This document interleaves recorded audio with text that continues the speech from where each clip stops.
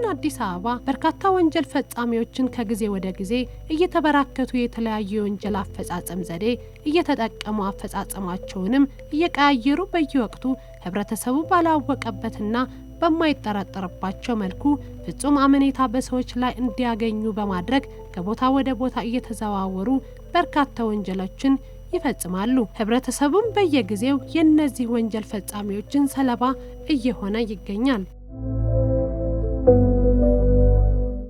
ወንጀል ፈጻሚዎቹ በተለያየ ጊዜያት ፈሳሽ በመድፋትና የሚጠርጉ መስለው የማታለል ወንጀል እንደፈጸሙባቸው የግል ተበዳዮቹ እንዲህ ሲሉ ይገልጻሉ። When I walk in sidewalk in Piazza ወክ እያረኩ ያለው ፒያሳ አካባቢ ከሆቴል በመውጣት መኪና አጠገቤ መጣ። አንዱ ውሃ የመሰለ ፈሳሽ ነገር ደፋብኝ። ከዛ ይቅርታ በማለት በውሃ ጠረገልኝ፣ እጄንም አስታጠበኝ። ከሄዱ ከአንድ ደቂቃ በኋላ ስልኬ ከኪሴ እንደሌለ አረጋገጥኩኝ። I'm not realized at that time and after 1 minute and I realized I lost my phone. Yeah, that was happened.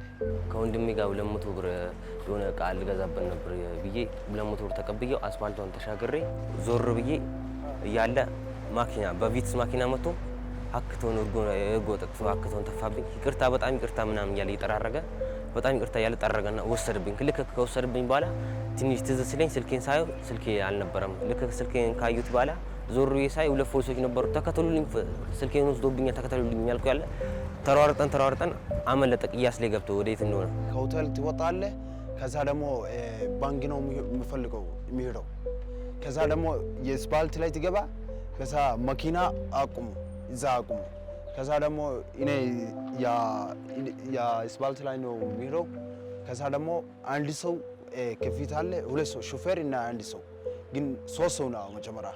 2 ሰው ከፊት አለ። ከዛ ደግሞ አንድ ሰው ከኋላ አለ። ያ ሾፌር አይደለም የሌላ ሰው ወተት እንደዚህ ይላል ይነ ሱሪ። ከዛ ደግሞ ትወረዳለ። ከዛ ደግሞ ይቅርታ አባ ይቅርታ። ሌላ ሰው ከኋላ ትገባለ።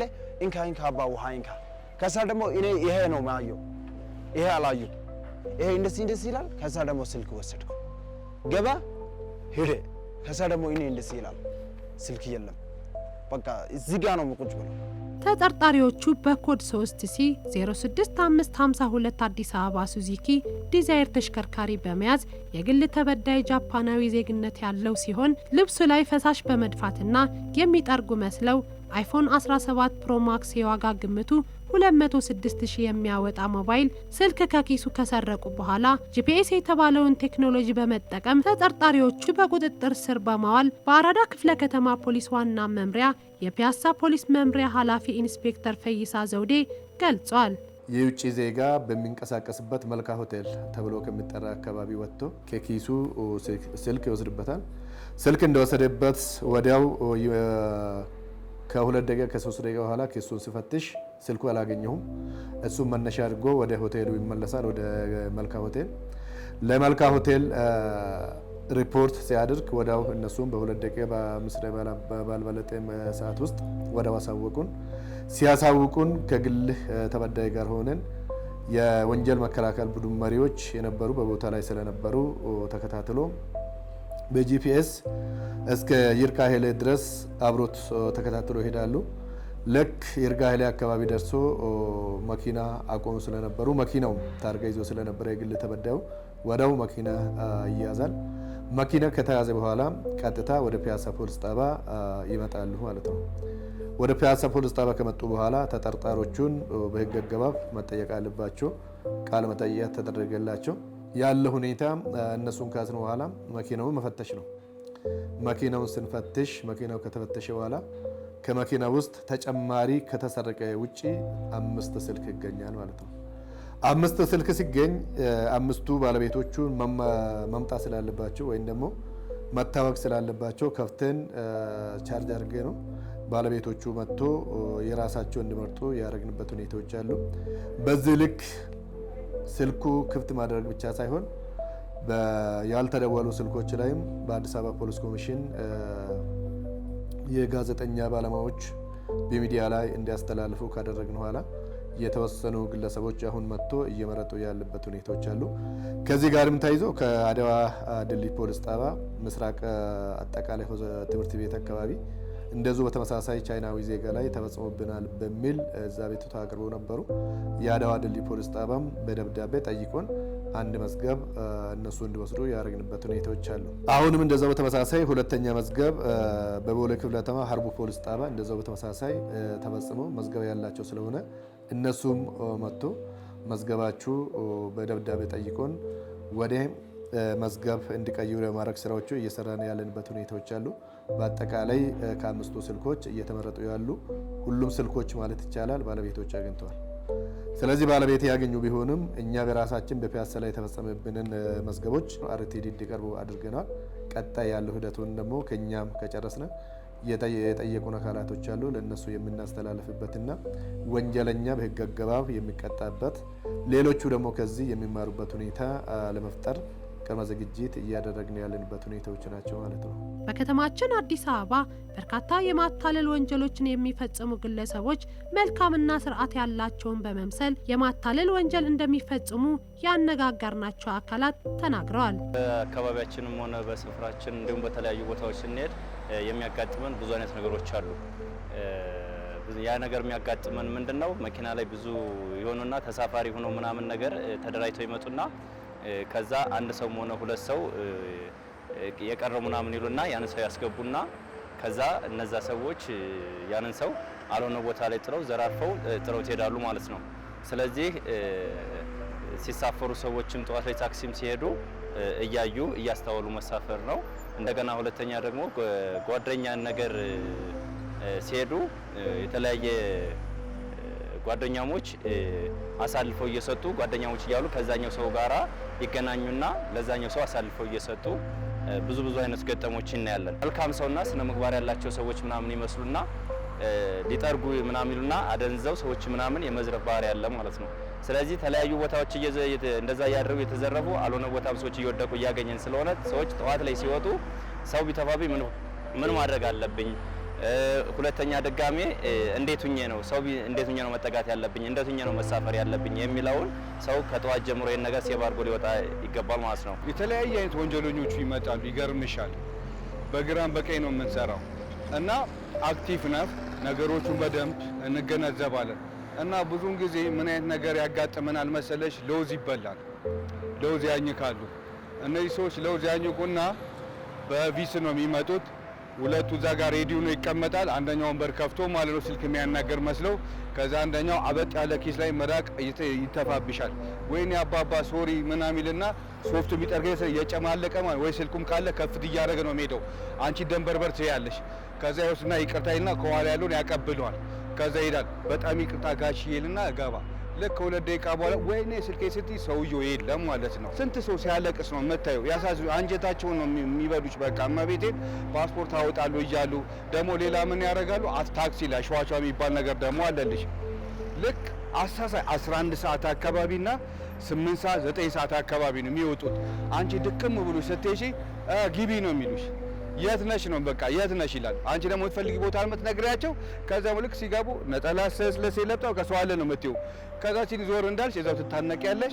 ያለሽን ወስዶ ይገፍቱሻል፣ ወይ ደግሞ ትራፊክ መጣ እየተባለ ማለት ነው። በከተማችን የሚፈጸሙት ወንጀሎች ለመከላከልና ለመቆጣጠር የአዲስ አበባ ፖሊስ ዋና ጠቅላይ መምሪያ በርካታ የወንጀል መከላከል ስራዎችን እየሰራ እንደሚገኝ በአራዳ ክፍለ ከተማ ፖሊስ ዋና መምሪያ የፒያሳ ፖሊስ መምሪያ ኃላፊ ኢንስፔክተር ፈይሳ ዘውዴ ተናግረዋል። በአራዳ ክፍለ ከተማ በተለይ በፒያሳ ፖሊስ ጣቢያ አባል ሆነ አመራር ቅድማ ሰጥተን እየሰራን ያለ ነው። በህዝብና በውጭ ዜጋ ላይ የሚፈጸሙ ወንጀሎችን ቅድማ ሰጥተን እየሰራን ያለንበት ሁኔታዎች አሉ። አንዱ ይሄን ቅድማ ሰጥተን የምንሰራበት ዋና ምክንያቱ ህዝባችን ከጎናችን ተሰልፈው እንዲሰሩ አሳምነናቸዋል። በተለይ በማህበረሰብ አቀፍ ፖሊስ አገልግሎት ላይ በህዝብ ውይይት ላይ የመጀመሪያ ስራ የምንሰራው በሻሻ በራይድ የሚፈጸሙ ወንጀሎችን አስቀድሞ ምን ማድረግ እንዳለባቸው ጭምር ግንዛቤ እየፈጠርን ያለንበት ሁኔታዎች አሉ። አንዱ በከተማ ደረጃ እየተፈጸመ ያሉ ወንጀሎችን ለመከላከል ህዝቡ የመጀመሪያ ስራ መኪና ከመግባታችሁ በፊት ጨለማ የሚሆን ከሆነ ታርጋን መዝግቦ መያዝ አለበት። ታርጋን ካዙ ምን ማድረግ አለባቸው? ወንጀል ቢፈጽምባቸው በየአቅራቢያ ባለው ፖሊስ ጣቢያ በመሄድ ይሄ ታርጋ ቁጥር ወንጀል ፈጽሞብኛል ብሎ መጠየቅ ከዛ መነሻ አድርጎ ፖሊስ ደግሞ የራሱን ስራ የሚሰራበት ሁኔታዎች ይኖራሉ ማለት ነው። ሌላው በራይድ ከሆነ በስልክ አፕሊኬሽን የሚጠቀሙ አሉ። እሱም በተመሳሳይ ትክክለኛ የተደወለበትና ያልተደወለ መሆኑን መረጋገጥ ነው። አሁን ተደውሎለታል ተብሎ ያልተደወለለት አካል መጥቶ ይዞ ሊሄድ ይችላል። ይዞ ከሄደ በኋላ ያለው ንብረት አስረክቦ ተረክቦ የሚሄድበት ሁኔታዎች አሉ። ሌላው መኪና ውስጥ ሲገቡ መኪና ውስጥ እቃ አስቀምጠ እቃ ሄድና እቃ ግዛልኝ ወይ ይሄን አምጣልኝ ብሎ በሚልክበት ሰዓት ያለ መውረድ የሚወርድም ከሆነ የራሱን ንብረት ይዞ ወርዶ ማድረግ ያለበት ነገር አድርጎ መመለስ አለበት እንጂ ንብረቱን እዛው አስቀምጦ መሄድ ከሆነ አንዱ ለወንጀል ተጋላጭ እየሆነ ያለበት ሁኔታዎች አሉ። የማታለል ወንጀል የተፈጸመባቸው የግል ተበዳዮቹ ንብረታቸውን ስለተመለሰላቸው ደስታቸውን በመግለጽ በተደረገላቸው ስራ ፖሊስን አመስግነዋል። ተስፋ አላረኩም ስልክ የሚገኛል ብዬ እንደዚህ በጣም ተስፋ አላረኩም። ተስፋ ቆርጬ ከዚህም በኋላ እንኳን ቅስሜ ተሰብሮ ከዚህም በኋላ ተስፋ ይኖረኛል ብዬ ራሴንም አስቤ ማላቅም ነበረ። ግን በጣም አመሰግናቸዋለሁ። በዛ ላይ መርማሪዎችን ተዚህ ውስጥ ያሉት ሁሉ ነበር በጣም ነው ማመሰግናቸው። ወላሂ በጣም አመሰግናለሁ ፖሊሶቹ። በጣም ፖሊሶቹም አመሰግናለሁ። I appreciate the police and I appreciate በፖሊስና በሆቴሉ ሰራተኞች ትብብር ተይዟል። ሁሉንም በጣም አመሰግናለሁ። that they helped me. That's everything. I appreciate them. Yeah. ማህበረሰቡ በሰላም ወጥቶ እንዲገባ ከማድረግ አኳያ ፖሊስ ህብረተሰቡ አስተባብሮ የጀመራቸውን ውጤታማ ስራዎች ማጠናከር ይኖርበታል። ህብረተሰቡም የጸጥታው ባለቤት በመሆን አካባቢውን በመጠበቅ ከወንጀል ራሱን ሊከላከል እንደሚገባ በመግለጽ ወንጀል ሲፈጸምም ወደ ህግ አካል ማመልከት እንዳለባቸው መልእክት ተላልፈዋል። ታክሲ ውስጥ ስንገባ ምንድነው ማድረግ አለብኝ? ልሰረቁብኝ የሚችሉ እኔ ለሳላስበው ሊነሳብኝ የሚችል ነገሮች እጄ ላይ የሚይዝ ከሆነ መጀመሪያ ከኪስ አውጥቼ እጄ ላይ መያዝ አለብን። ጥንቃቄ ማድረግ አለብን። በእኔ ጥንቃቄ ጉለት የሚፈጸሙ ወንጀሎች ካሉ ደግሞ ምን ማድረግ አለበት? ማንኛውም ሰው ወደ አቅራቢያ ወደ ተፈጸመበት አካባቢ ፖሊስ ጣቢያ በመሄድ የተፈጸመበትን ወንጀል ማስረዳት፣ ካስረዳ በኋላ ወዲያው በህግ አግባብ ተከታትሎ የሚያዝበት ሁኔታ እንዲፈጠርበት ጫና መፍጠር አለበት። የተጠናከረ የምርመራ ክፍል አለን። የተጠናከረ የክትትል ቡድን አለን። የተጠናከረ የወንጀል መከላከል አለን። እነዚህ ባሉበት ቦታ ወንጀል ተፈጽመው ውሎ አያድራትም። ስለዚህ ሁሉም ጣቢያ በከተማ ደረጃ እነዚህ አደረጃጀት እየተፈጠረ ያለበት ሁኔታ ስላለ በእያንዳንዱ ቦታዎች ላይ ወንጀል ተፈጽሞባቸው ወደ ቤት መሄድ የለባቸው። መጠየቅ፣ ማመልከት ይሄ ተፈጽሞብኛልና ምን ማድረግ አለብኝ ብሎ ወደ የሚቀርቡ ፖሊስ ጣቢያ ሄዶ አቤቱታ ካቀረበ አቤቱታው መነሻ በማድረግ የሚገኝበት ሁኔታ ይፈጠራል። አብዛኛው ሰው ልክ እንደተሰረቀ ተስፋ ሊቆርጥ ይችላል። በቃ ከዚህም በኋላ እንኳን አይገኝልኝም ምናምን ለሚል ስለሚል እኔ ግን ተስፋ ሳልቆርጥ ሄጄ አስመልክቼ ሁሉም ነገር ከአንድም ሁለት ጊዜ ሄጄ ነግሬያቸው እሺ ተብዬ ከዛም በኋላ ከምሽቱ 4 ሰዓት አካባቢ ተነገረኝ። እንደዚህ ተብሎ ሲነገረኝ እሺ ይሄድኩ። እናንተም ልክ እንደዚህ ተስፋ ያለ መቁረጥ እና ልክ እንደተሰረቀባችሁ ሄዳችሁ ወደ ቢሮ ሄዳችሁ ማመልከት እና መኖር አለባችሁ። በአካባቢያችን ላይ ወይም ሲሄድ ሰው የሆነ ነገር ቢፈጸምበት እንደዚህ ምራቅ ለምሳሌ ምራቅ ተተፍቶበት እንደዚህ ትትና ያለው ምናምን መስሎ ቢወስድባቸው ወይም በአካባቢ ባለ ሰው ላይ በአካባቢ ላይ ፖሊስ ጣቢያ ማመልከት፣ ከዛ በመቀጠል ደግሞ እዛ አካባቢ ላይ ነዋሪ ወይም እዛ አካባቢ ላለው ሰው ላይ የሆነ ጥቆማ በማድረግና ሰውን ወደ ክትትል እንዲደረግና ወንጀለኛው በቅርብ እንዲያዝ ማድረግ ነው። አዲስ አበባ እንደምታየው እያደገች ነው ያለችው። የቱሪስት መናሪያ ነው የምትሆነው አይደል እንዴ? ሌባ ምንላቸው እኛ እነዚህ ቆሸሽ ያሉ ማርሲስ የሚስቡት አይደሉም። ሌባ እንደኔና እንዳንቺ ጽድት ብሎ ዲያስፖራ መስሎ ነው ሌባ ያለው። ውድ መኪና በቀን እስከ 20 ሺህ 30 ሺህ ይከራያል። ሆነ ብሎ ለዚህ ፐርፐስ ተብሎ ማለት ነው። እና እንደዚህ አይነት ነገሮች ወንጀለኞች ናቸው ያሉት። እዚህ ላይ ለምሳሌ አሁን ታክሲ ሲገባ ማየት አለበት ተጠንቅቆ ማለት ነው። ሁኔታቸውን ምናምን ማየት አለበት። ምራቅ ሲተፋባቸው ምናምን ዞር በል አለማስጠቃት እዛው ፈገግ ብሎ ማለት ነው። በራሳቸው በሚችሉት መንገድ መሄድ አለባቸው። አገባባቸውን አወጣጣቸውን ጥንቃቄ አድርጎ እንትን ማለት መከታተል አለባቸው።